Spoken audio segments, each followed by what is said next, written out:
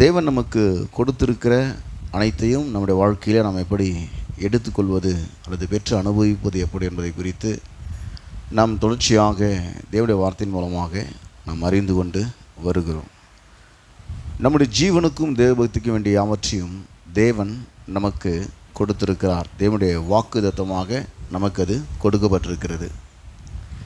இந்த உலகத்திலே நாம் ஒரு ஆசீர்வாதமுள்ள வாழ்க்கை வாழ்ந்து சாபங்கள் நீங்கி ஆசீர்வாதத்தை சுதந்திரித்து கொண்டவர்களாக வாழ்ந்து அநேக மக்களை கர்த்தரிடத்தில் கொண்டு வரக்கூடிய அனைத்தையும் தேவன் ஏற்கனவே தந்து அருளி இருக்கிறார் என்று தேவனுடைய வார்த்தை நமக்கு சொல்கிறது. ஜீவனுக்கும் தேவபக்திக்கும் என்ற யாவற்றையும் அவருடைய திவ்ய வல்லமையானது நமக்கு தந்து அருளினதும் அன்றி.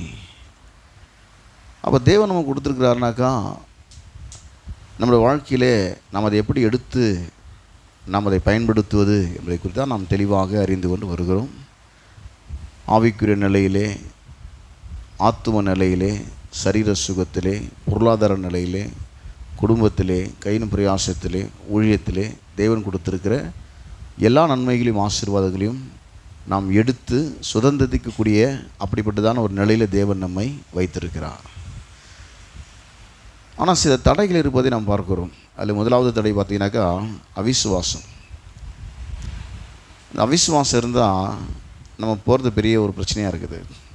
இஸ்ரவேல் ஜனங்க அந்த அவிசுவாசனால்தான் இந்த வாக்குத்தத்தம் பண்ணப்படுதான இந்த பாலும் தேனும் ஓடுற கானான் தேசத்தை சுதந்திரிக்க முடியாமல் போய்விட்டார்கள்.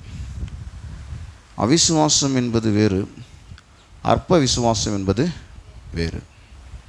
அற்ப விசுவாசம்னா அவருக்கு விசுவாசம் இன்னும் இன்க்ரீஸ் ஆகலை. எப்போனா ஒரு முறை வந்து சர்ச்சைக்கு வருவார், வசனத்தை கேட்பார், விசுவாசம் கம்மியாக தான் இருக்கும் அவருக்கு. அப்படியோட மனுஷன் பெற்றுக்கொள்வதும் கம்மியாக தான் இருக்கும்.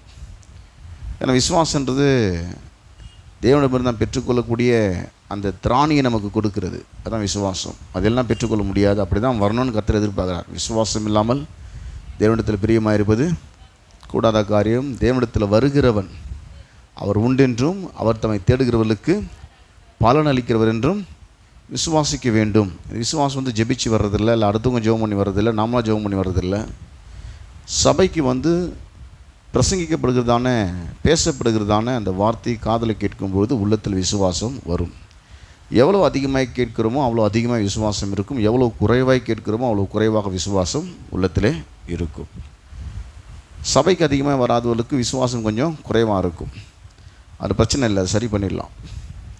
அவங்க தான் அற்ப விசுவாசி. அற்ப விசுவாசம்னா கம்மியாக விசுவாசம் வச்சுன்னு பெரிய ஆசீர்வாதத்தை எதிர்பார்க்குறோம். விசுவாசம் கம்மியாக இருக்குது, ஆனால் எதிர்பார்க்குறது பெருசாக இருக்குது. அப்போ அவங்க விசுவாசத்தை கொஞ்சம் இன்க்ரீஸ் ஆக வேண்டியது இருக்குது. விசுவாசம் குறைவாக இருந்துட்டு பெற்றுக்கொள்கிற திராணி அதிகமாகணும் அப்படின்னா விசுவாசம் இன்க்ரீஸ் ஆகணும். அப்போ தான் பெற்றுக்கொள்ள முடியும்.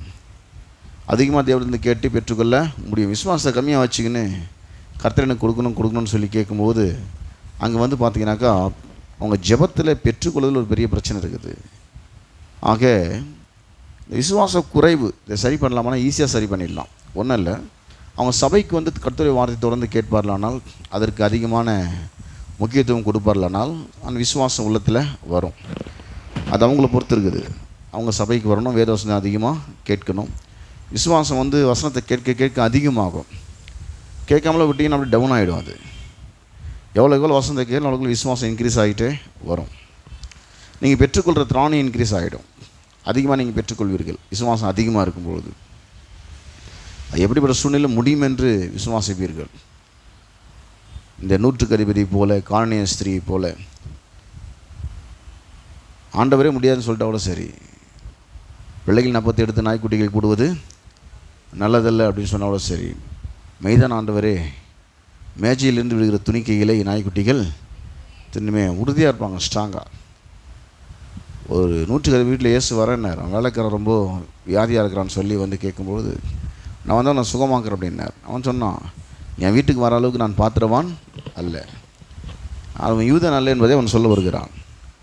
நீங்கள் வந்து இங்கேருந்தே ஒரு வார்த்தை சொன்னீங்கன்னா அங்கே வேலைக்காரன் சுஸ்தமாவான். நான் ஒருவனை போ என்றால் போகிறான், ஒருவனை வா என்றால் வருகிறான், ஒருவனை இதை செய் என்றால் செய்கிறான். அப்போ சொல்கிறாரு, இஸ்ரவேலுக்குள்ளே இப்படிப்பட்ட விசுவாசத்தில் என்ன பண்ணதில்லை, கண்டதே இல்லை. நல்ல விசுவாசத்தில் வந்து அவன் பெரியவனாக வளர்ந்தவனாக இருந்திருந்தான்.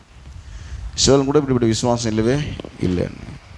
ஆனால் கூட இருக்கிற சீஷர்கள் விசுவாசத்தில் வளராமல் இருந்தாங்க. கூடவே தான் இருந்தாங்க, இயேசு கூட தான் இருந்தாங்க. அவங்கள பார்த்து அற்ப விசுவாசியே ஏன் சந்தேகப்பட்டீர்கள் அப்படின்னாரு பேதுருவை பார்த்து. தோமாவை பார்த்து அவிசுவாசியாக இராமல் விசுவாசியாய் இரு. அப்போ என்னென்னா அவிசுவாசம் அவனுக்குள்ளே இருக்குது. அவன் விசுவாசி தான், ஆனால் அவிசுவாசம்னு சொன்ன என்ன அர்த்தம், கிட்டத்தட்ட அவிசுவாசிக்கு ஈக்குவல் தான். ஆனால் ரட்சிக்கப்பட்டிருக்க எந்த யூஸும் இல்லை, அவர் கிட்டத்தட்ட அவருக்கு ஈக்குவல் தான். அப்போ அவிசுவாசம் எதனால் வருதுன்னு பார்த்தீங்கன்னா வசன குறைவினால் வர்றதில்லை. கேட்ட வசந்த அடிப்படையில் எந்த ஸ்டெப்பும் எடுக்கலாம் அவிசுவாசம் உள்ளத்தில் இருக்கும். விசுவாச குறைவு என்பது வேறு, அற்ப விசுவாசம் என்பது வேறு, அவிசுவாசம் என்பது வேறு. அற்ப விசுவாசம்னா வசந்த சரி அவர் கேட்கல, ஆனால் விசுவாசம் அவருக்குள்ளே இல்லை. அதை சரி பண்ணிடலாம். அவர் இன்னும் கொஞ்சம் கேட்க ஆரம்பித்தோன்னா விசுவாசம் இன்க்ரீஸ் ஆகிடும். அது ஒன்றும் பிரச்சனை இல்லை. அவர் கேட்கறதுனால விசுவாசம் உள்ளே இல்லை, அவ்வளோதான். அவர் கேட்க ஆரம்பித்தோன்னா விசுவாசத்தில் அவர் வளர்ந்துட போகிறாரு. இது வரைக்கும் அதில் நாட்டம் ஒரு செலுத்தலை. இனிமேல் நாட்டம் செலுத்தினாருனாக்கா அவர் இம்ப்ரூவ்மெண்ட் ஆகலாம். ஆனால் அவிசுவாசம் என்பது நல்ல வசனத்தை கேட்டு அது கீழ்ப்படியாமலே போயிடுது, அது ஒபே பண்ணாமலே போயிடுது, அதோடைய தன்னுடைய பங்கை ஆற்றாமலே போயிடுறது பேர் தான் அவிசுவாசம். அது கர்த்தருக்கு கொடுத்தா அது நமக்கு தான் திரும்பி வரும்னு தெரிஞ்சும் தசம அவர் கொடுக்க மாட்டார், அது பேர் அவிசுவாசம். அதை எடுத்து கர்த்தர் வந்து பொழப்பு நடத்த போகிறது கிடையாது. அவர் செழிக்கிறதுக்கான வழியாக தேவன் அதை வச்சிருக்கிறார். அதை அவர் நல்லா தெரிஞ்சுதான் அதை செய்ய மாட்டார். சுவிசேஷத்தை வந்து என்னன்னு சொல்லப்படுன்னா ஆயத்தம் என்னும் பாதரட்சி சர்வாயுத வர்க்கத்தை அது ஒன்றா. இதை ஊழியக்காரன் மட்டும் செய்து கிடையாது. சர்வாயுத வர்க்கம் அப்படின்னாக்கா தீங்கு நாளிலே பிசாசை நீங்கள் எதிர்த்து நிற்கும்படியாக சகலத்தையும் செய்து முடித்துள்ளாய் நீங்கள் திராணி உள்ளாகும்படி சர்வாயுத வர்க்கத்தை எடுத்துக்கொண்டு செல்லுங்கள்னா சுவிசேஷம் என்னன்னா சமாதானத்தின் சுவிசேஷமாகி ஆயத்தம் என்னும் பாதரட்சி உங்கள் கால்களிலே தொடுத்தவர்கள் ஆயும். வெளியில் போனால் என்ன போட்டு போகிறோம்? கண்டிப்பாக பாதரட்சி செருப்பு போட்டு போவோம் இல்லையா? வெளியில் போனால் யாராவது வெறுங்காலோட போகிறீங்க, வெளியில் போனால் எப்படி போகிறோம்? கண்டிப்பாக செருப்பு போட்டுக்கிட்டு தான், செருப்போ ஷூ ஏதோ ஒன்று போட்டுட்டு தான் வெளியில் நம்ம போவோம். ஏன் போகிறோம்? ஆமாம், நம்மளுடைய பாதுகாப்பாக நம்ம போட்டு போவோம். அப்போ என்ன சொல்கிறாருன்னா வெளியில் போகும்போதே இந்த செருப்பு எப்படி நீ போட்டுட்டு போறியோ அதே போல் வந்து மக்களை சந்திக்க போகிற நீ உன்னுடைய வீட்டை விட்டு நீ வெளியே போகிற, சுவிசேஷத்தை அறிவிக்கணுன்ற அந்த ஆயத்தத்தோடு நீ போகணும், சுவிசேஷ பாரத்தோடு போகணும். இப்போ சுவிசேஷம் வந்து இவங்க அறிவிக்காமல் இவங்க விடும்பொழுது இவங்களுக்கும் அவிசுவாசம் இருக்கும். ஏன்னா அந்த சுவிசேஷத்தை இவங்களே சரியாக நம்பலைன்றதை காட்டுது. அந்த சுவிசேஷத்தை இவங்க ஒழுங்காக நம்பினாங்கன்னா இவங்க கண்டிப்பாக 4 பேர் சொல்லுவாங்க பாருங்கள். அப்புறம் சுவிசேஷத்தின் மேலே இவங்களுக்கே சரியாக விசுவாசம் இல்லை. அதுதான் சுவிசேஷத்தை மற்றவர்கள் அறிவிக்கவர்கள் தயங்குகிறார்கள். சிலருக்கு வந்து அறிவிக்க தெரியாது. ஆனால் அப்படியே பிள்ளைகள் என்ன பண்ணுவானாக்கா இந்த சமாரிய பெண் போல் நடந்து கொள்வார்கள். ஒரு பெருந்தல் கூட்டத்தை சேர்ப்பதற்கு பெருந்தல் ஆட்கள் தேவையில்லை, ஒரே ஒரு மனிதன் போதும், ஒரே ஒரு பெண் போதும். பைபிளில் எங்கெல்லாம் பெருந்தல் கூட்டம் சேர்ந்துச்சோ அவங்களாம் நிறைய பேர் போய் பெரிய பிட் நோட்டீஸ்லாம் ஒட்டி வாழை போஸ்ட்லாம் ஒட்டி ஜனலாம் திரட்டாங்க. பைபிளில் இல்லை.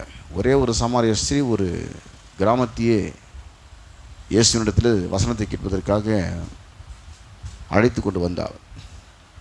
அதே போல் பெந்தகோஸ்தே நாள் 120 பேர் தான் கூட்டினாங்க மேலே. ஆனால் பொழுது விடிஞ்சால் 3000 பேர் ஞானஸ்தானம் எடுக்கிறாங்க. நைட்டு கூட்டினது 120 பேர், பொழுது விடிஞ்சால் எப்படி 120 பேர் 3000 பேராக மாறினாங்க? நைட்டு அங்கே உட்கானது 120 பேர் தான், அந்த மேல் வீட்டார் இல்லை.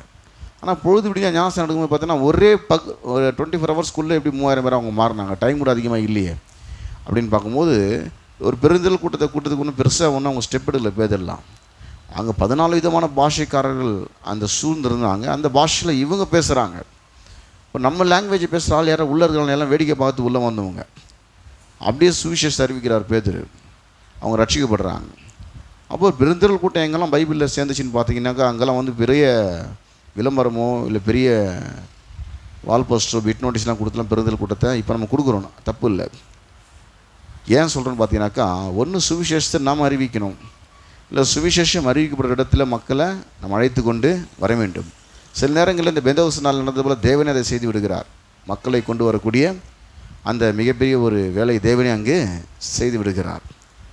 ஆக இந்த அவிசுவாசம் அப்படின்னு சொன்னால் வசனத்தை கேட்டு எந்த ஸ்டெப் எடுக்காமல் இருக்கிறது. வசனத்தை கேட்பாங்க, விஷயம் தெரியாமல் செய்ய மாட்டாங்க, அது பேர் தான் கீழ்ப்படியாமல். அதெல்லாம் அவிசுவாசமே உள்ளே வந்துடும். அது எப்போ அவங்களுக்கு சரியாக புரியனாக்கா இல்லை டைம் ரொம்ப ஓடினதுக்கப்புறம் தான் சிலருக்கு என்ன பிரச்சனைன்னு புரிய ஆரம்பிக்கும். நிறைய வருடங்கள் வீணானதுக்கப்புறம் தான் புரியும். அது ஆரம்பத்திலே புரிஞ்சுட்டா ஈஸியாக இவ்வளோ நேரங்களை வருஷங்களை வீணடிக்க வேண்டிய அவசியமே இருந்திருக்காது. இந்நேரம் எங்கேயோ இருந்திருப்போம் நம்ம, ஆனால் இப்படியே இருக்கிறோம் லைஃப்பில். அப்போவே கொடுத்து தான் நான் இன்னும் செழிச்சுனே வந்திருப்பேன். நான் கொடுக்காமல் போனால் வாழ்க்கையில் செழிக்காமல் போயிட்டேன். என் பணத்தை வச்சு கர்த்தர் ஒன்றும் பொழப்பு நடத்த போகிறதுக்குள்ள இந்த பூமியின் நிறைவும் கர்த்தருடையது, வெள்ளியும் பொண்ணும் கர்த்தருடையது, வானம் பூமியும் கர்த்தருடையது, பூமியில் உள்ளவைகள் எல்லாம் கர்த்தருடையது. அந்த பூமியில் இருக்க எல்லாருக்குமே கர்த்தர் தான் படி அளக்கிறாரு. கர்த்தர் கூட நான் படி அளவர்கள், நானும் அவ்வளோ பெரிய ஆள் கிடையாது.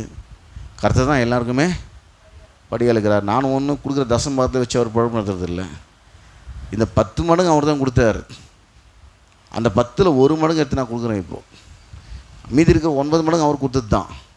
ஆக நான் கூட 1 மடங்கெலாம் உயிர் வாழ போகிறது கிடையாது. இந்த சின்ன பசங்க பார்த்தீங்கன்னா அப்படி தான் பண்ணோம். சில நேரத்தில் ஆபிரகாம் ஸ்ட்ரீட்டில் ரொம்ப சின்ன பிள்ளைங்களாக இருக்கும்போது பார்த்தா, ரொம்ப சின்ன குட்டி பிள்ளைங்களாக இருக்கும்போது இந்த சாக்லேட்லாம் வாங்கிட்டு வருவோம். டைரி மில்க்கு, இந்த மஞ்சுன்னு சொல்லி சில சாக்லேட்லாம் வாங்கிட்டு வருவோம். வானந்த பிள்ளைங்களுக்கு கொடுக்கும்போது அந்த சாக்லேட்டை பார்க்க உடனே முகத்தில் ஒரு முகமே மாறிடும், சந்தோஷமாக இருக்கும். சரின்னு பிள்ளைங்க அந்த சாக்லேட்டை வாங்கிடும். சின்ன பிள்ளைங்களாக இருக்கும்போது சாக்லேட்டை கொடுத்துட்ட உடனே அதுலேருந்து கொஞ்சம் கொடுன்னு கேட்டு பாரு, முகமே வாடிடும். அந்த சாக்லேட்டை வாங்கும் போது இருந்த சந்தோஷம், வாங்கினதுக்கப்புறம் அதெல்லாம் கொஞ்சம் கொடுன்னு கேட்டு பாருங்கள், அவங்க முகமே ஒரு டிஃப்ரெண்ட்டாக மாறிடும். அது கொடுக்குறது தோணாது அவங்களுக்கு. என்ன கேட்குறாங்களே அப்படின்னு ஒரு மாதிரி வேண்டாம் வெறுப்பாக அது கொடுக்குறதுக்கே யோசனை பண்ணி பிள்ளைங்க அப்படி பின்னாடி மூவ் ஆகும். எல்லா வீட்லேயும் அது நடக்குது. எங்கள் வீட்டில் மட்டும் இல்லை, எல்லார் வீட்லேயும் இது நடக்கிறது. அப்போ அது கொடுக்கும்போது அவங்க வாங்க சந்தோஷம், அவங்ககிட்ட திருப்பி கேட்கும் போது சந்தோஷம் அவங்களுக்குள்ள. நம்ம கூட ஃபுல் சாக்லேட் கேட்கல, கொஞ்சம் கொடுன்னு கேட்குறோம். அந்த கொஞ்சத்தை கொடுக்குறதுக்கு யோசிப்பாங்க, அவங்கெல்லாம் கொஞ்சம் மாட்டி போய்டும் அவங்களுக்கு. அப்போ எது அவங்களுக்கு பெருசாக தெரியுதுன்னா, இப்போது சாக்லேட் கொடுத்தனோட சாக்லேட் தான் பெருசாக தெரியுது. நல்ல முகம் மாறி போகுது. சாக்லேட் கொடுத்துரும் பெருசாக தெரிஞ்சால் இந்தாப்பா நேரத்தில் மொத்தத்தையும் கொடுத்துரும் பிள்ளைங்க. ஏன்னா நிறைய வாங்கலாம் அவர்கிட்டருந்து. அந்த மெச்சூரிட்டி இன்னும் பிள்ளைங்களுக்கு வரல. இப்போ எது பெருசாக தெரியுதுன்னா சாக்லேட் தான் பிள்ளைங்களுக்கு. இப்போது அப்படி தான் சில நேரத்தில் தசம்பாகம் மக்களுக்கு தருது. இந்த 10 மடங்கு கொடுத்ததை விட இப்போ அந்த பணம் தான் பெருசாக தெரியுது. அதெல்லாம் கொடுக்க மாட்டாங்க ஜனங்க. கர்த்தருக்கு கர்த்தர் தான் பெரியவர். இந்த பணத்தை நிறைய கர்த்தரும் கொடுப்பாரு. இந்த கர்த்தர்கிட்டருந்து வாங்கி கர்த்தர்கிட்ட கொஞ்சம் கொடுக்கும்போது நம்ம முகலாம் அப்படியே மாடி போகிற மாதிரி ஜனங்களுடைய எண்ணங்கள்லாம் அப்படியே மாறி போகுது. ஏன்னா அதை வச்சு கர்த்தர் பழக்கம் நடத்துகிற மாதிரி ஆகி போகுது பாருங்கள். அப்படிலாம் இல்லை. அவர் அதை வச்சு பழக்கம் நடத்துறதே கிடையாது. அவர் உலகத்தில் இருக்க எல்லாருக்கும் படி அளக்கிறவர். அவர் மொத்த பேருக்கும் அவர் தான் சம்பளம் கொடுத்துருக்கிறார். காக்கைகளுக்கும் பிழை போட்டுக்கிறவர் அவர், பறவைகளையும் போஷிக்கிறவர். அப்படி ஒரு நல்ல தேவன் அவர். அப்போ இந்த கீழ்ப்படியாமை. 3வது மணியாமை. அது ஒரு பெரிய தடையாக இருக்குது. இதில் பேசின விஷயங்கள். 4வது பார்த்தீங்கன்னா அரண்கள். 4வது அரண்கள்னால் ஒரு வலுவான எண்ணம். அது ரொம்ப ஸ்ட்ராங்காக இருக்கும் அந்த எண்ணம். என்ன தான் பிரசங்கம் கேட்டாலும் அப்படியே உள்ளே அந்த அனுப்புவார். அந்த வசனத்தை உள்ள அந்த மனம் ஏற்றுக்கொள்ளாது. அந்த எதோ கொஞ்சம் சந்தோஷமாக இருக்கிற மாதிரி எல்லாம் சொல்லிட்டுக்கிட்ட போயிடுவாங்க. ஆனால் உள்ளே போய் வேலை செய்யாது அது. ஏன்னா உள்ளே அதுக்கு ஆப்போசிட்டாக ஒரு எண்ணம் ரொம்ப வலுவாக இருக்குது. என்னென்னா அதுக்கு அப்படியே நேரெதிரான எண்ணம். எனக்கு கர்த்தர் கொடுக்கவே மாட்டார், கிடைக்கவே கிடைக்காது, நடக்கவே நடக்காது, நான் அவனால் நல்லவனே கிடையாது, இதை வாங்குகிற அளவுக்கு நான் பார்த்துருவான் அல்ல. ஏன்னா அதுக்கு நிறைய பேர் அப்படிப்பட்ட எண்ணத்தை ஊட்டி வளர்த்துருப்பாங்க. அப்படி ஆட்கள்லாம் ஊழியத்தில் இருக்கிறாங்க.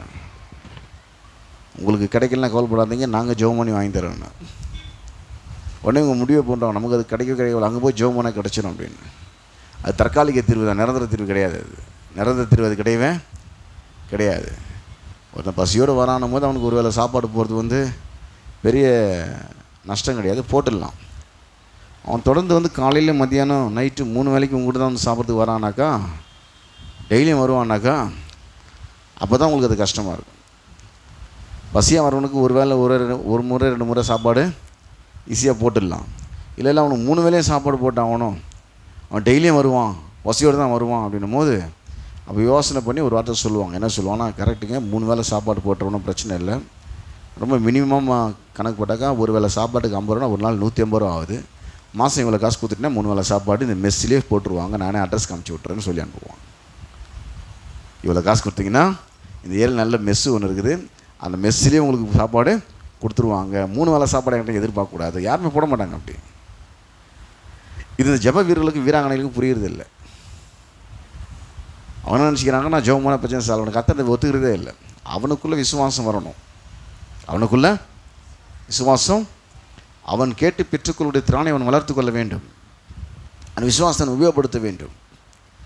ஆக இந்த விசுவாசம் உள்ளே வரனா ஏற்கனவே உள்ள சில அவிஸ்வாசம் அப்படியே ஸ்ட்ராங்காக நிற்குது. இந்த வலுவான எண்ணங்கள் ஃபஸ்ட்டு அது எண்ணமாக உருவெடுத்திருக்கும். தன்னுடைய சூழ்நிலை குறித்து அவங்க அதிகமாக திங்க் பண்ணுவாங்க. நிறைய பேர் தியானிக்காத ஆட்கள் யாருமே இல்லை, எல்லோரும் தியானிக்கிறோம். ஆனால் எதை தியானிக்கிறோன்றது முக்கியம்.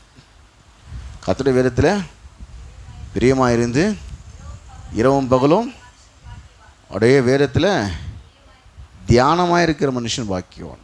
வேதத்தில் தியானமாக இருக்கிற மனுஷன், தியானம் மெடிடேட் பண்ணுறது, தேவனுடைய வார்த்தையை அப்படியே சிந்திச்சுக்கினே இருக்கிறது. நிறைய பேர் சிந்திச்சு தான் இருப்பாங்க, சிந்திக்காத ஆளே கிடையாது. எப்போ பார்த்தாலும் ஏதாவது சிந்திச்சு தான் இருப்பாங்க. யாருன்னா ஒருத்தர் காலையிலேருந்து எப்படி பேசிட்டு பிச்சாது என்ன, நைட்டு தூங்குற வரைக்கும் அந்த எண்ணம் தான் இருக்கும் அவங்களுக்கு. அவனே மறந்துட்டு இருப்பான் அப்படி பேசினது பாவம். இவங்க வர நேரம் மாதிரி தண்ணி தூக்கி ஊற்றிருப்பாங்க யாருன்னா ஒருத்தர். இவங்க தூங்குற வரைக்கும் அதை மறக்க மாட்டாங்க. காலையில் வெளியில் வரும்போது தண்ணியை தூக்கி மேலே ஊற்றி, நைட்டு முதலும் அதே தான். நீ ஃபுல்லாக மைண்டில் தான் ஓடிக்கிட்டு இருக்கும். யாருன்னா திட்டினாங்கன்னா போகிறோம், அந்த திட்டு தான் மைண்ட்லேயே ஓடிக்கிட்டு இருக்கும். வேறு 1000 நல்ல வார்த்தை சொன்னவங்க மைண்டில் அதை ஏற்றுக்காது. அவங்க சொன்ன அந்த ஒரே ஒரு ஊண்டிங் மேட்சஸ் தான் மைண்டில் அப்படியே வேலை செஞ்சிட்ருக்கோம். இந்த கடுஞ்சொற்கள் அப்படியே உள்ளத்தில் அப்படியே மெடிடேட் பண்ணிட்டே இருப்பாங்க. அதை அவங்க என்னென்னாக்கா அவங்க தியானிக்கிறாங்க. எதை தியானிக்கும் அதை தியானிக்காமல், எதை தியானிக்கக்கூடாதோ தியானிக்கிறாங்க. இதை தியானிச்சாங்கனாக்கா அப்படியே நீர்க்கால் ஓரமாக நடப்பட்ட மரத்தை போல் இருப்பார்கள். தன் காலத்தில் தன் கனி கொடுக்கும் இலையுதிராது இருக்கிற மரத்தை போல். எதை தியானிக்கணும்? வசனத்தை எடுத்து அவங்க தியானிச்சாங்கன்னா, தேவனுடைய வார்த்தை எடுத்து தியானிச்சாங்கனாக்கா அது உள்ளே போய் ஸ்ட்ராங்காக நின்றுடும். அது அவங்களுக்குள்ளே ஒரு பகுதியாக மாறிடும். அது இவங்க இப்படி தான் தியானிச்சிருந்தாங்கனாக்கா யார் இவங்களை தரக்குறைவாக நடத்துனது, தரக்குறைவாக பேசுறது, அவமானப்படுத்துறது, உதாசீனப்படுத்துறது, இவங்களை காயப்படுத்துறது, இவங்களை ரொம்ப மட்டம் தட்டினது, இவங்களை ரொம்ப இலக்காரமாக நடத்துனது, இலக்காரமாக பேசுனது, இதெல்லாம் அப்படியே மைண்டில் ஓடிட்டு இருக்கும்போது அதுதான் மைண்டில் அப்படியே நிற்கும். இவங்க மைண்டே அப்படி ஆகிடும். அதான் இவங்களுக்குள்ள ஒரு இன்ஃபீரியாரிட்டி காம்ப்ளெக்ஸ் உருவாகிடும், தாழ்வு மனப்பான்மை. இதெல்லாம் உடைக்கிறது தான் தேவனுடைய வார்த்தை. தேவனுடைய வார்த்தை இதெல்லாம் உடைக்கும். என்னை குறித்து அவங்க என்ன நினைக்கிறாங்க, நினச்சின்னு போட்டோம். உன்னை குறித்து உனக்கே ஒழுங்காக அது முதல்ல தெரியாது, அவனுக்காக தெரிஞ்சிட போகுது. உன்னை குறித்து நீயே சத்தியத்தை அறிஞ்சால் தான் உனக்கு விளங்கும். உன்னை குறித்து நீ நினச்சிக்கிறது முதல்ல தப்பு, சரியான எண்ணம் கிடையாது. அது கிறிஸ்துக்குள்ளே நாம் யாருங்கிற போதனை கேட்கும்போது தான் நம்ம யாருன்றது நமக்கு தெரியுது. இல்லாட்டி நம்மளை பற்றி நாமளே வேறு நினச்சிட்டு இருப்போம். நம்ம கொடுத்த சத்தியங்கள் நமக்கே தெரியாது.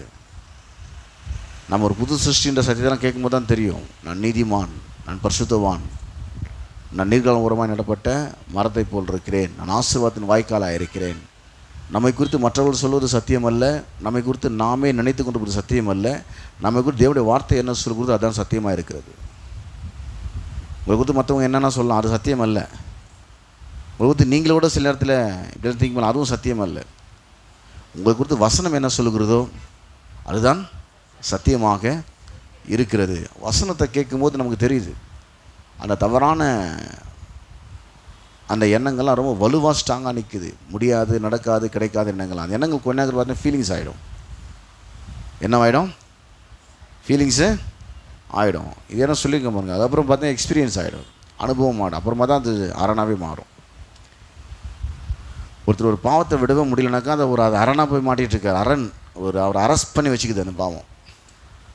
அவர் அப்படியே அரெஸ்ட் பண்ணி வச்சுருது. கொஞ்ச நாள் வெளியே வரத்துக்கு உள்ளே போய்விடுவார். சாப்பிடும்போது மட்டும் கேட்டு தந்து விடுவாங்க.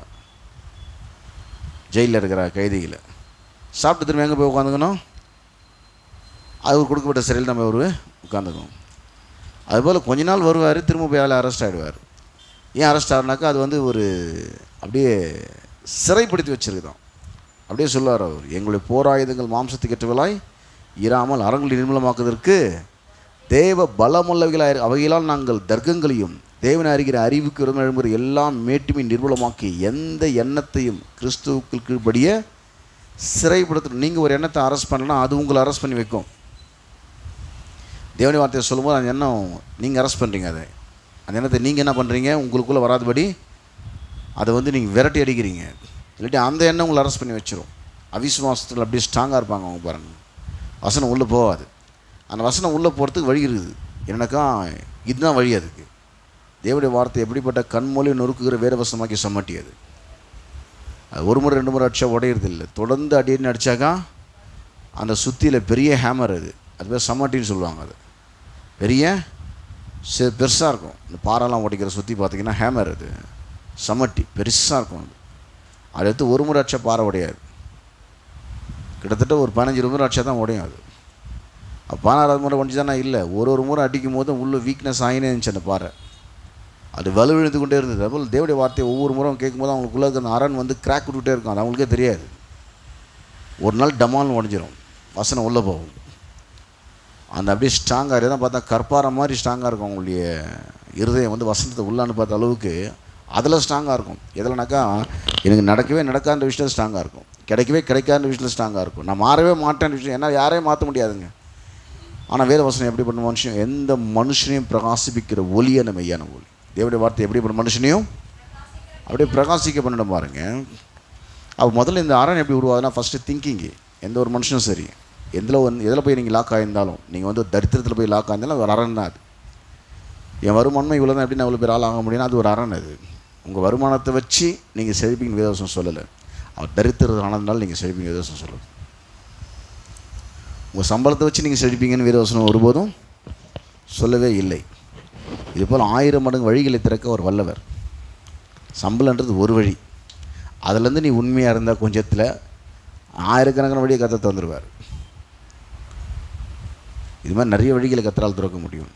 அந்த ஒரு வழியிலே முட்டிட்டு மோதிட்டு இருக்க மாட்டேங்கிறீங்க. நிறைய வழிகளை கற்று திறக்க வல்லவராக இருக்கிறார். வாசிப்போம் திரும்ப 2 கொரிந்தியர் 10:4-5 வரை வாசிப்போம்.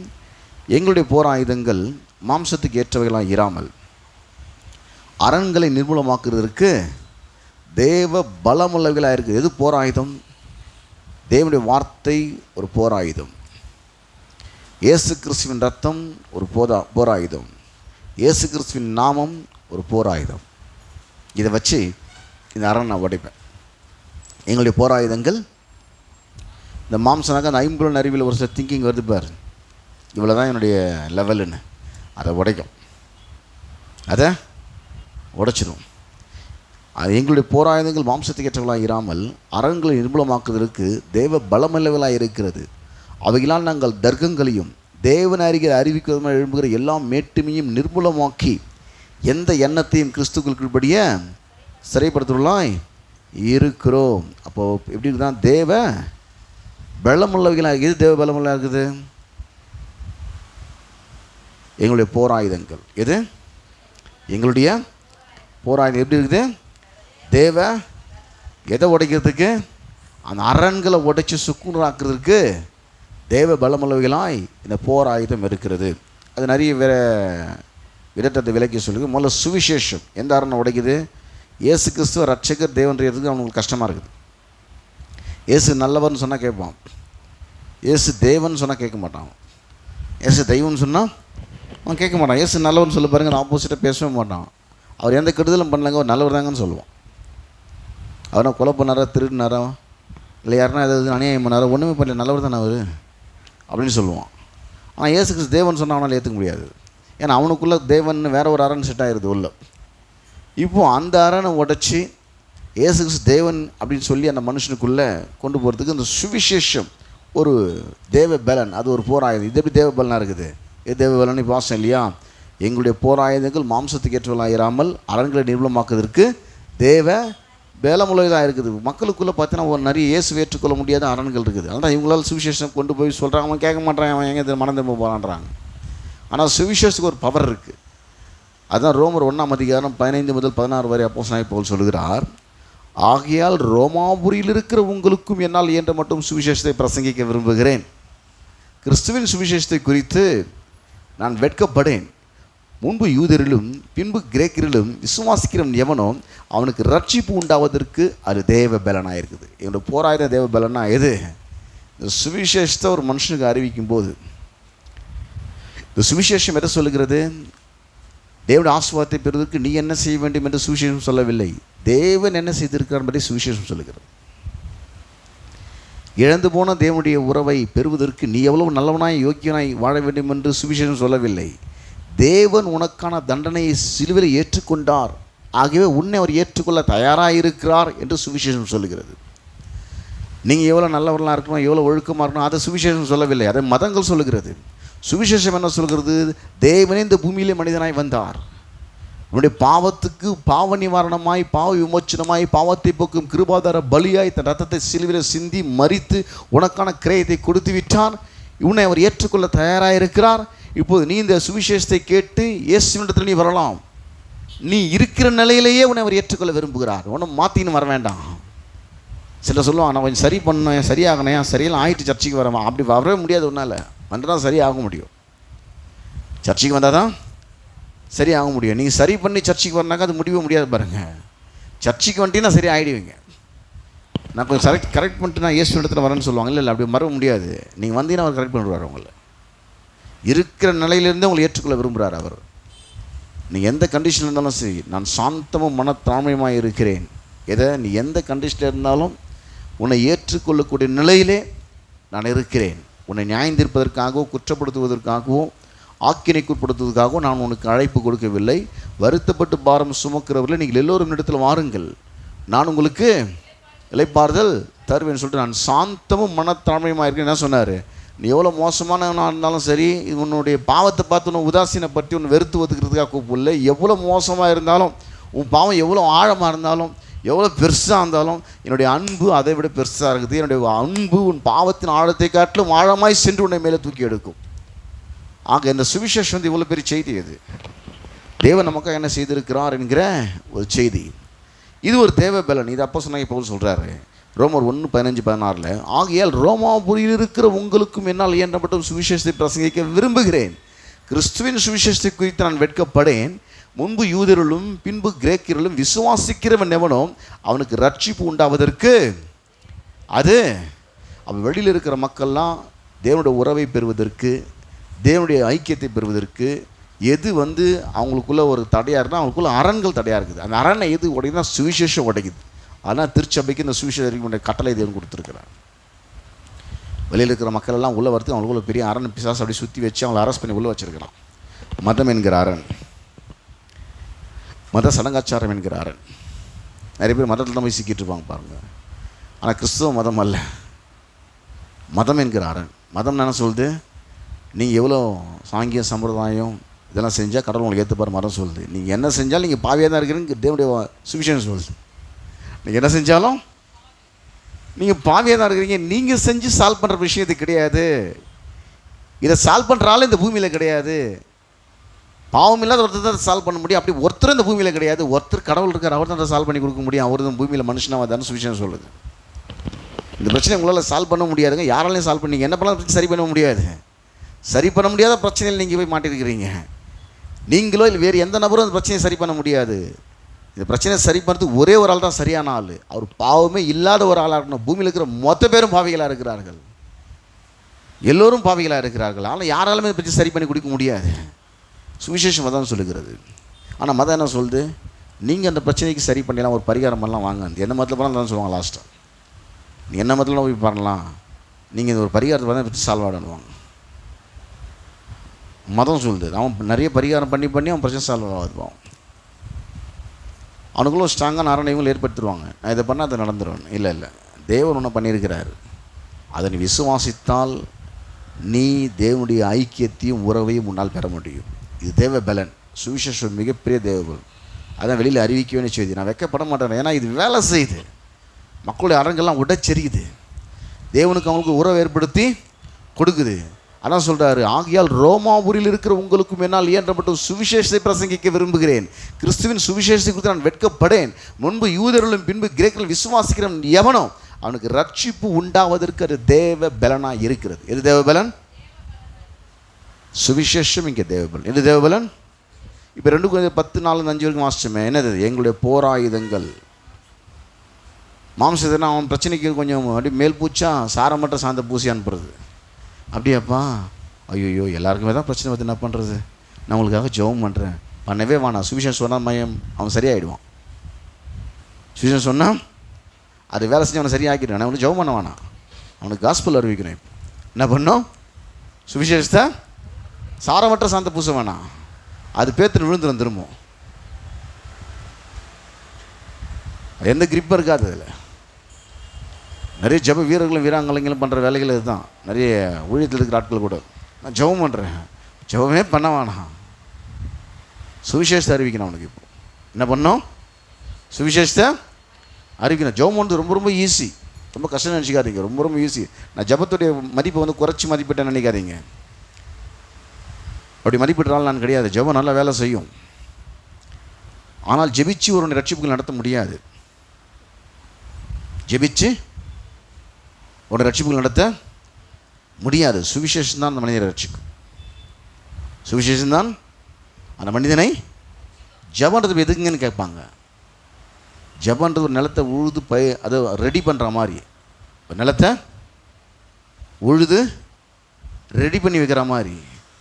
ஆனால் சுவிசேஷன்றது அந்த நிலத்தில் ஒரு விதையை விதைக்கிற மாதிரி. அந்த நிலத்தில் ஒரு விதையை நீ எவ்வளோ தான் உழுது திரும்ப ஒரு வாரம் கழிச்சு அதில் முளைக்கும் முட்புதர்கள். எதுவுமே விதைக்கலனா நல்லா உழுதுட்டு வந்து சும்மா உட்காந்து ஒரு வாரம் கழிச்சு வந்து எல்லாம் முளைச்சி தான் இருக்கும். அதில் நான் காலம் ஃபுல்லாக உழுதுன்னு இருப்பேங்க, விதைக்கவே மாட்டேன்னா காலம் ஃபுல்லாக முளைச்சிட்டு தான் இருக்கும். முட்புதர்கள் முளைச்சிட்டு தான் இருக்கும்.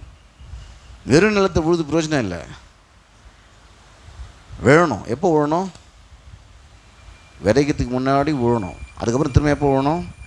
அதில் விதை போட்டு அதை தண்ணி ஊற்றி அது நல்லா அறுவடை பண்ணி அதுலேருந்து அறுவடை எடுத்ததுக்கப்புறம் தான் திரும்ப விழணும். டெய்லியும் உழுதுன்னு இருக்கக்கூடாது. விதையை போட்டு மண்ணில் விழக்கூடாது. அது தண்ணி ஊற்றி திரும்ப விழுந்துட்டு இருக்கக்கூடாது. யாரும் விழுவாங்க அது மாதிரி. நீ விழுதுக்கப்புறம் திரும்ப செகண்ட் டைம் எப்போ விழணும்? அந்த நிலத்தை ஒரு நெல்லை போட்டுட்டீங்க, திரும்ப அதை எடுத்து திரும்ப அதை நாற்று நட்டு திரும்ப அதை வளர்ந்து ஒரு 3 மாதம் பயிரானதுக்கப்புறம் அறுவடை பண்ணதுக்கப்புறம் தான் திரும்ப 2வது முறை நிலத்தை உழ ஆரம்பிக்கணும். நான் டெய்லியும் உழுதுகிட்டே இருப்பானுங்க, அது விளையாது. அது உழுத நிலத்தில் விதைக்கணும். அப்போ தான் அது விளைச்சலை கொடுக்கும். ஜெபம் பண்ணுற இதுக்கு சமம். ஒரு நிலத்தை வந்து ஆயத்தப்படுத்துவதற்கு சமம். இங்கே ஏரியாக்காக நான் ஜெபிக்கிறேங்க, ஒரு 3 நாள் சுவிசேஷ கூட்ட வைக்கலான்னு இருக்கிறோம். ரைட்டு, வாங்க ஜெபிக்கலாம். ஓகே, ஜெபம் பண்ணலாம். இதுக்கு மக்களை வந்து ஆயத்தம் பண்ணணும். அவங்க இறுதியில் கர்த்தர் கிரியை செய்யணும், அவங்க கூட்டத்துக்கு வரணுன்ற எண்ணத்தை கர்த்தர் கொடுக்கணும். இங்கே போனால் ஏதோ பிரச்சனை தீருன்ற மாதிரி ஒரு ஏவுதலை கர்த்தர் கொடுக்கணும். அதுக்காக ஜெபிக்கலாம். ஆனால் அது அவனை ரட்சிக்காது. அவன் இங்கே வந்து உட்காந்து சுவிசேஷத்தை கேட்கணும். சுவிசேஷத்தை அந்த விதை அவனுக்குள்ளே விழணும். விதை தான் அவனை. அதான் சொல்கிறாரு என்னக்கா, எங்களுடைய போராயுதங்கள் மாம்சத்துக்கு ஏற்றவளாக இராமல் அரண்கள். அவனுக்குள்ளே நிறைய அரண்கள் இருக்குது. இயேசுவை தேவனை ஏற்றுக்குள்ள நிறைய பிரச்சனை அவனுக்குள்ளே இருக்குது. எவ்வளோ சொல்லி பார்த்துறேன், என் சர்ச்சைக்கு வரமாட்டேன், வரமாட்டான். சுவிசேஷத்துக்கு உனக்கு மேலே அறிவுக்கு தெரியுதா? வந்து உட்காந்து சுவிசேஷ பிரசங்கத்தை நிறைய யூடியூப்பில் போட்டிருக்கேன், கேட்கணும். இங்கே பண்ண பிரிச்சிங்கெல்லாம் கேட்டாலும் ஆட்டோமேட்டிக்காக நீங்கள் அறிவிச்சிருங்க சுவிசேஷத்தை. இல்லையா, எனக்கு கேட்டு அறிவிக்கிறவளுக்கு அவ்வளோ நாலேஜ் எனக்கு இல்லையா, ஒன்றும் பிரச்சனை இல்லை. அந்த செய்தியை அப்படியே அவனுக்கு ஃபார்வர்ட் பண்ணிங்கன்னா வாட்ஸ்அப்பில் அவன் கேட்டு பார்த்து அந்த சின்ன வேலையை கூட செய்ய முடியலனாக்கா அவர் கேட்பார் உன்னை பார்த்து, சோம்பலும் பொல்லாதவனுமான ஊழியக்காரனே, சோம்பலும் பொல்லாதவனுமான ஊழியக்காரனே, இதை நீ காசு காலத்தில் போட்டிருந்தா கூட அவன் வட்டியோடு நான் வாங்கியிருப்பேன். நீ என்ன பண்ண, இதை புதைச்சி வச்ச உனக்கு பிரசங்கமும் பண்ணி அந்த பிரசங்கத்தை எடுத்து வீடியோவை எடுத்து அந்த சுவிசேஷத்தை எடுத்து யூடியூப்லேயும் போட்டு அதை செட் பண்ணி வச்சு ஒன்று சபை கூட்டின்னு வந்திருக்கணும், இல்லை சுவிசேஷத்தை நீ அவனுக்கு சொல்லியிருக்கணும். அப்படி இல்லைனாக்கா நீ என்ன பண்ண, கடைசியாக சரி சின்ன வேலை அந்த பாச சொன்ன காஸ்பில் அவனுக்கு ஒரு ஃபார்வர்டாவது பண்ணிடணும். வாட்ஸ்அப்பில் நீ என்ன பண்ணியிருக்கணும். அது பெரிய வேலை இல்லை, அது ரொம்ப ரொம்ப சின்ன வேலை. அத்தை கூட நீ செய்ய உன்னால் முடியலன்னா சோம்பலும் பொல்லாதவனான ஊழியக்காரன். ஒருத்தர் 5 தானத்துக்கு கொடுத்தாரு, ஒருத்தர் 2 கொடுத்தாரு, 1 கொடுத்தாரு. 1 என்னது, ஏற்கனவே போட்டு வச்சுக்கிறது எடுத்து ஃபார்வர்ட் பண்ணு. ஏற்கனவே போட்டு வச்சுக்கிறது எடுத்து எதுக்கு இந்த வீடியோலாம் எடுக்கிறோம்? வசனம் மக்கள் மத்தியில் வேலை செய்யும். வசனம் மக்கள் மத்தியில் வேலை செய்யும். எதுக்கு இதை அப்லோட் பண்ணுறோம்? ரட்சிக்கப்படாத மக்கள் நிறைய வெளியில் இருக்கிறாங்க, அவங்களுக்கு அது போகணும். அதுக்காக என்ன பண்ணுறது, நம்ம அதை அப்லோட் பண்ணுறோம். அதை கூட எடுத்து ஃபார்வர்ட் பண்ண முடியலனாக்கா, ரட்சிக்கப்படாத மக்களுக்கு உங்களால் அதை ஃபார்வர்ட் பண்ண முடியலன்னா அவன் அப்போ கேட்க மாட்டான். உங்களை வெளியே அனுப்பிச்சிட்டு அப்புறமா உட்காந்து கேட்பான். நீங்கள் சுவிசேஷத்தை ஃபார்வர்ட் பண்ணி பாருங்கள் அவனுக்கு. அப்போ அவனுக்கு அப்படியே அவன் அனுப்பிச்சா சரி பார்த்துக்கலாம் போனுவான். நீ போனதுக்கப்புறம் அப்போ என்ன அனுப்பிச்சான் பார்க்கலான்னு பார்ப்போம். அவன் பார்க்க மாட்டான். நீ சொல்கிறவன் ரெஸ்பாண்ட் பண்ணவே மாட்டான். அப்படியே சுவிசேஷ மெசேஜ் அனுப்பிச்சிக்கிறியா, சரி நான் பார்த்துட்டு போகணும். நான் இந்த இடத்துல நான் உடனே கொஞ்சம் ஒளிஞ்சிருந்து பாறான், உடனே பிரித்து அப்போ தான் முதல்ல அதை பார்ப்பான். உன் எதிர்க்கு அவன் பார்த்தா அவனுக்கு பெரிய கௌரவம் கொஞ்சம் போய் நினச்சிட்டு இருக்கிறான். சரி பரவாயில்ல கொடுப்பான்னு சொல்லிட்டு நீ ஃபார்வர்ட் பண்ணின்னு அவனுக்கு, நீ ஃபார்வர்ட் பண்ண பார்ப்பான். சுவிசேஷம் வல்லமை உள்ளது, ஆவியானவர் கிரியை செய்வார். அப்போ ரட்சிக்கப்பட்ட மனுஷன், சுவிசேஷத்தை கேட்ட மனுஷன், அவனுக்குள்ள நிறைய பிரச்சனைகள் இருக்குது. அவன் கிளைம் பண்ண முடியல, எதை தேவனால் அருளப்பட்டவைகளை பெற்றுக்கொள்ள முடியவில்லை. சார் அவனுக்கு என்ன பண்ணுறது? இன்னொரு தேவபலனை சொல்கிறாரு அப்போஸ்தலனாகிய பவுல். 1 கொரிந்தியர் 1:18 எடுத்து வாசிப்போம். 1 கொரிந்தியர் 1:18 1 கொரிந்தியர் 1:18. சிலுவையை பற்றிய உபதேசம் கெட்டுப்போர்களுக்கு பைத்தியமாக இருக்கிறது, ரட்சிக்கப்படுகிற நமக்கோ அது, ரட்சிக்கப்படாதவனுக்கு சுவிசேஷம் தேவபலன், ரட்சிக்கப்பட்டிருக்கிற நமக்கு சிலுவையினால் உனக்கு என்னெல்லாம் நடந்திருக்கிறது செய்தி தேவபலனாக இருக்குதான். அது இந்த அரணை உடைக்கும். எந்த அரணை உடைக்கும்? இவ்வளோ தான் எனக்கு வருமானன்ற அரணை அது உடைச்சிடும். நான் ஐஸ்வர்யவான்ற எண்ணத்தோடு கொடுத்துரும். நான் காலம் ஃபுல்லாக மிஞ்சி மிஞ்சி நாங்கள் வாங்க முடியும், மிஞ்சி மிஞ்சி லோனை போட்டு ஒரு வீடை வாங்கி முடிக்க முடியும், அதோட வாழ்க்கை முடிஞ்சிடுங்க, அவ்வளோதாங்க. அது இஎம்ஐ கட்டியே முடிச்சு போகிறோம் வாழ்க்கை. நிறைய பேர் மைண்ட் செட்டப்லாம் அப்படி தான் இருக்கும். என்ன பெருசாக பண்ண முடியும்? ஒரு இடத்த வாங்கி ஒரு லோனை வாங்கி வீடு கட்ட முடியும், ஒரு கார் வாங்க முடியும், ஒரு 50 சவரத்துக்கு நகை சேர்க்க முடியும், அவ்வளோதான் என் வருமானம் இருக்குது. அது மேலே இல்லை. அதெல்லாம் வாங்கி போட்டேனாக்கா அதுக்கு மாதம் மாதம் இஎம்ஐ கட்டுறதுக்கு அந்த காசு சரியாக போயிடும், வர சம்பளம். அவன் மைண்ட் செட்டப்பெல்லாம் அப்படி தான் இருக்கான் பாருங்கள். ஏன்னா அவன் இதை வச்சு கணக்கு போடுறான் எல்லாத்தையும். எதை வச்சு? அவனுக்கு எவ்வளோ சம்பளம் வருதுன்றதை வச்சு லைஃப்பை பார்க்கலாம். இல்லை, இது நிறைய கர்த்தர் கொடுக்கறதுக்கு இது ஒரு வழி, இது போல் ஆயிரக்கணக்கான வழிகளை திறக்க அவர் வல்லவர். ஆயிரக்கணக்கான வழிகளை திறக்க, வழிகளை பிடித்து கொள்ளாதீர்கள், வழிகளை உண்டாக்குறவரை பிடித்து கொள்ளுங்கள். வழிகளை, வனாந்திரத்தில் வழியும் அவாந்திர வழியிலே ஆறுகளையும் உண்டாக்குறவரை பிடித்து கொள்ளுங்கள். உன்னுடைய சம்பளம் ஒரு வழி தான், அதை பிடிச்சிக்காத. அந்த வேலையை கொடுத்தவரை பிடிக்கணும், அந்த சம்பளத்தை கொடுத்தவரை பிடிக்கணும். அவன் ஸ்டெப் பை ஸ்டெப்பாக நீ மேலே பார்க்க. உனக்கு ப்ரமோஷன் மேலே ப்ரமோஷன் வந்துனே இருக்கும், உனக்கு இன்க்ரிமெண்ட் அதிகமாக வந்துனே இருக்கும். உனக்கு சாதாரண லெவலில் போன நீ சிறந்த நிலையில் அங்கே இருப்பேன், வாழை போன நீ அங்கே தலையாக இருப்பேன், கீழே இருந்த நீ அங்கே மேலே இருப்பேன். போகும்போது வாழை போயிருப்பேன், வேணாலும் கழிச்சு போனால் உன்னை தான் மேனேஜர்னுவாங்க, அப்புறம் நீ தான் எம்டின்னுவாங்க. போகும்போது சாதாரண போஸ்டிங்கில் போயிருப்பேன். உன்னுடைய போஸ்டிங் அப்படியே மாறிக்கிட்டே இருக்கும். கர்த்தரை உறுதியாக பிடிச்சினா இல்லை லாஸ்ட் வீக் அந்த போஸ்டிங்கில் தாங்க ஒர்க் பண்ணணும், அந்த சம்பளம் தாங்க, அதை வச்சு ஒன்றும் பெருசாக வாழ முடியாது. அது நீ சாப்பிட்றதுக்கும், நீ கரண்ட்டு பில் கட்டுறதுக்கும், நீ வாங்கி வச்சுருக்க பாரு, உன்னை நம்பி எல்லாம் கொடுத்துருக்குறான் பற்றியா, அவனே ஃபோன் பண்ணி கேட்பான். ஃபோன் பண்ணி கேட்டு கணக்கு போட்டு சொல்லுவான், இத்தனை மாதம் இஎம்ஐ கட்டினா அந்த பொருள்லாம் வீட்டுக்கு வந்துடும். நீ வாங்கி வச்சுக்கிறப்ப ஃபுல்லாக அதுக்கெல்லாம் இஎம்ஐ கட்டுறதுக்கு சரியாக போகும் அந்த காசு. வாங்கி வச்சு எல்இடி டிவிக்கும், ஃப்ரிட்ஜுக்கும், வாஷிங் மிஷினுக்கும் என்னெல்லாம் வாங்கி வச்சிக்கலாம், அதெல்லாம் இஎம்ஐ கட்டுறதுக்கு அந்த காசு சரியாக போயிடும். ஏன்னாக்கா அந்த வருமானத்தை நம்மளதுனால. ஆனால் கர்த்தரை நம்பினா, தேவனுடைய வார்த்தையை நம்பினா, வேதம் சொல்லுது 1 கொரிந்தியர் 1:18 சிலுவை பற்றிய உபதேசம் கெட்டு பொருளுக்கு ரட்சிக்கப்படுற நமக்கும். எது சிலுவை என்ன சொல்லுது? சிலுவையில் உன் சாபங்கள்லாம் போச்சுன்னு சொல்லுது சிலுவை பற்றிய உபதேசம். என்ன சொல்லுது? இங்கே சூழ்நிலை என்ன சொல்லுது? இது காலம் ஃபுல்லாக மாத்திரை எடுத்தாங்க, அவனை எடுத்துக்க தப்பு இல்லை, இதை குணப்படுத்த முடியாதுங்க. ஆனால் அதே லெவலில் வைக்கலாம். எதை? சுகரை. இதை குணப்படுத்த முடியாது, ஆனால் என்ன பண்ணலாம்? அதே லெவலில் வைக்கலாம். யாருக்குன்னா சுகர் நல்லா சொல்லி சொல்லி சொல்ல மாட்டாங்க யாருமே. சுகருக்கு டேப்லெட்னு சொல்லுவோம். ஒருத்தன் கூட சுகர் நல்லாச்சுன்னு சொல்ல மாட்டான். இத்தனை வருஷம் மாத்திரை சாப்பிட்றேன் சுகர் நல்லாச்சு, அந்த நல்லாச்சுன்ற வார்த்தை வாயிலேருந்து வராது, டாக்டர் வாயிலேருந்து வராது. நல்லாவும் காலத்துக்கு அதுக்கு மாத்திரை சாப்பிடணும். அது அப்பப்போ இறங்கும், அப்பப்போ ஏறும். அது இதான் இந்த சொல்லுது. அந்த பிரச்சனை லாஸ்ட்டுக்கு இருக்குன்னு. ஆனால் சுவிசேஷம் சொல்லுது, அவருடைய தழும்புகளால் நீங்கள் குணமானீர்கள். அவருடைய தழும்புகளால் இப்போ உள்ள ஒரு அரண் உருவாகிருக்குது. இவர் காலம் ஃபுல்லாக சாப்பிடணுன்றாரு. ஆனால் இது போயிடுச்சுன்றது. உள்ள அந்த அரண் உடைக்கிறதுக்கு டைம் எடுக்குது. ஏன் டைம் எடுக்கணும்? வசனத்தை நிறைய கேட்கணும். வசனத்தை நிறைய கேட்கணும். வசனத்தை நிறைய கேட்டாக்கா உள்ள வசனம் போய் அந்த அரணை உடைச்சிடும். தெய்வீக சுகத்தை பெற்றுக்கொள்ள விசுவாசம் உங்களுக்குள்ள வரும். தேவனுடைய வல்லமை உங்களுக்குள்ளே ஊடுருவி செல்லக்கூடிய விதத்தில் நீங்கள் உங்களை ஆயத்தப்படுத்திக் கொள்வீர்கள். அங்கே வசனம் வேலை செய்யும். சுவிசேஷம் சிலுவை பற்றிய உபதேசம் கெட்டுப்பொருளுக்கு ஒரு சுவிசேஷகர் ஏற்றுக்கொண்டவனுக்கு எதை அதிகமாக போதிக்கணும்? எதை போதிக்கணும் அதிகமாக?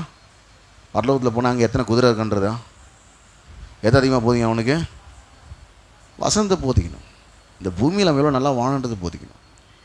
அவன் குடும்பத்தை எவ்வளோ பிரச்சனை இருக்குது அதை எப்படி சால்வ் பண்ணலான்னு போதிக்கணும். அவன் வேலை செய்யறதுல எவ்வளோ சவால்கள் அவன் சந்திக்கிறான், எப்படி அவன் மேலே வரணும்னு போதிக்கணும். அவனை கீழே தள்ளி மேலே ஏற்றி எவ்வளோ பேர் அங்கே இருக்கிறாங்க, அந்த நிலையில் அவன் எப்படி வெற்றி பெறணும்னு அவனுக்கு போதிக்கணும். அந்த சவால்களை எப்படி அவன் சந்தித்து வெற்றி பெறணும்னு அவனுக்கு போதிக்கணும். பரலோகத்துக்கு போனதுக்கு அப்புறம் எவ்வளோ பெரிய மேகங்கள்லாம் இருக்குன்னு அவனுக்கு போதிச்சு அவன் போவான் ஒரு நாள் கண்டிப்பாக. நீ போதிக்கிறதில்ல, அவன் போய் அவங்க பார்த்துப்பான். அவன் போய் அவன் அது இங்கே கேட்குற பிரசங்கம் அவனுக்கு அங்கே உதவாது. நீ பிரசங்கமே பண்ணாலும் கண்டிப்பாக அவன் போவான் பரலோகத்துக்கு. ஆமாம் பாஸ்டர் அன்றைக்கி பிரசங்கம் பண்ணார் இங்கே வந்து, ஆனால் நீ பிரசங்கம் பண்ணாலும் சரி பண்ணாலும் சரி நான் பரலோகம் போதான் ரட்சிக்கப்பட எங்கே போவான்? பரலோகம் ஒரு நாள். ஆனால் கொஞ்ச நாள் இந்த பூமியில் வாழறான். இந்த பூமியில் வாழறதுக்கு அவனுக்கு பலதரப்பட்ட பிரச்சனை வாழ்க்கையில் வருது. அவன் குடும்பத்தில் வருது, அவன் சரீரத்தில் வருது, வியாதிகள் நிறைய வருது. அவன் சரீரத்தில் எவ்வளோ தீராத வியாதிகள் சரீரத்தில் அவன் சுமந்துட்டுருக்கிறான். ஸ்டோன் இருக்குதுன்னு சொல்கிறான் கிட்னியில், எவ்வளோ பிரச்சனைகள் அப்படியே பிளாக் இருக்குதுன்னு சொல்கிறான் ஹார்ட்டில். அதிகமாக அவனுக்குள்ளே வந்துகிட்டே இருக்குது. ஃபேட் இருக்குது, சால்ட் இருக்குது, சுகர் இருக்குது, ஸ்டோன் இருக்குது, இதெல்லாம் இருக்குது. இதிலேருந்து எப்படியும் வெளியே வந்து எடுத்து போதிக்கு தான் சிலுவை பற்றிய உபதேசம். சிலுவை பற்றிய உபதேசம் யாருக்கு பைத்தியமாக இருக்குதான்? கெட்டுப்போர்களுக்கு பைத்தியமாய் இருக்குது, ரட்சிக்கப்படுற நமக்கோ அப்போ தேவ பலன் எது? நம்முடைய என்னுடைய போராயுதங்கள் மாம்சத்துக்கு ஏற்றவைகளாய் இராமல் அரண்களை நிர்மூலமாக்குவதற்கு தேவ பலமுள்ளவைகளாக இருக்குது. ரித்துவாசி 2:10-4-5 எல்லா இடத்துலையும் போதிச்சுட்டு இருக்கிறோம். எங்களுடைய போர் ஆயுதங்கள், எங்களுடைய ஆயுதங்கள் ஒன்று சுவிசேஷம் ரட்சிக்கப்படாத மக்களை ரட்சிப்புள் கொண்டு வருவதற்கான ஒரு மிகப்பெரிய ஆயுதம். அது மிகப்பெரிய ஆயுதத்தை கையில் கொடுத்தா அவன் வந்து அந்த வேலையை முடிக்கலைனாக்கா அந்த ஆயுதத்தை பற்றி அவனுக்கு தெரியல. ஆயுதத்தை பற்றி அவனுக்கு என்ன பண்ணல தெரியல. உடனே ஜேசிபி கையில் கொடுத்தும் கூட அவன் கடப்பறத்து பலன் ஒன்றுங்கிறானாக்கா, ஜேசிபியை கையில் கொடுத்தாச்சு. அவன் ஜேசிபி ஓரம் கண்டிக்க வச்சுட்டு என்ன பண்ணுறான்? கடப்பரை எடுத்து பழத்தை தோண்டிகிட்டு இருக்கான். அவனுக்கு அதை ஆப்ரேட் பண்ண தெரில. அதனால என்ன பண்ணுறான்? அவன் அதை ஓரம் கட்டிட்டு கடப்பரை எடுத்து பள்ளம் தோண்டிருக்கிறான். இது அதை விட நிறைய தோண்டி எடுத்துரும் குயிக் டைமில். அப்போது சுவிசேஷம் வந்து அவனுக்கு விளங்கலை. அவனுக்கு விளங்கிடுச்சுனாக்கா இந்த அப்போஸ்தலனாகிய பவுல் சொல்லுவார், அதுக்காக எவ்வளோ வேணாலும் தியாகம் பண்ணுவார். ஏன்னா மக்களை ரட்சிக்கிறது. உலகம் முழுதும் ஆதாயப்படுத்தி கொண்டாலும் ஒரு ஆத்துமா தேவனுடைய பார்வையிலே ஒரு பாவியின் ஆத்துமா வெளியேறப்பட்டதாக. இந்த பாவிகளை ரட்சிக்க கிறிஸ்தியஸ் உலகத்தில் வந்தார். இந்த செய்தி தான் சுவிசேஷம். இந்த செய்தி ரட்சிக்கப்படாத மக்கள் ரட்சிக்கப்படுறதுக்கு தேவ பலனாக இருக்கிறது. ரட்சிக்கப்பட்ட மக்கள் இந்த சாபத்திலிருந்து வெளியே வந்து ஆசீர்வாதத்துக்குள் வாழ்வதற்கு சிலுவையை பற்றிய உபதேசம் தேவ பலனாக இருக்கிறது.